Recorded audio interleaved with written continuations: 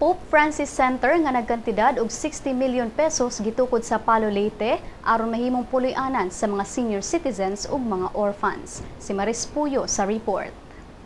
Gikatakdang besingan ni Pope Francis ang Pope Francis Center for the Poor sa Palo Leyte atol sa iyang pagbisita karong Sabado. Ang pasilidad nga nagkantidad og 60 million pesos mao'y himong puloy-anan sa mga senior citizens ug orphans nga puro survivors sa bagyong Yolanda.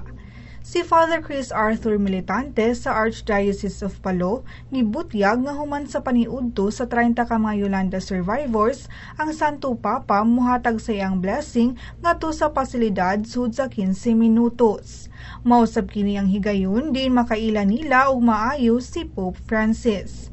Apan matud ni Father Militante nga wala pa nila ma-identify kung kinsa nga mga seniors ug orphans, lakip na ang pipila ka mga residente sa Barangay Arado ang ma-accommodate sa pasilidad.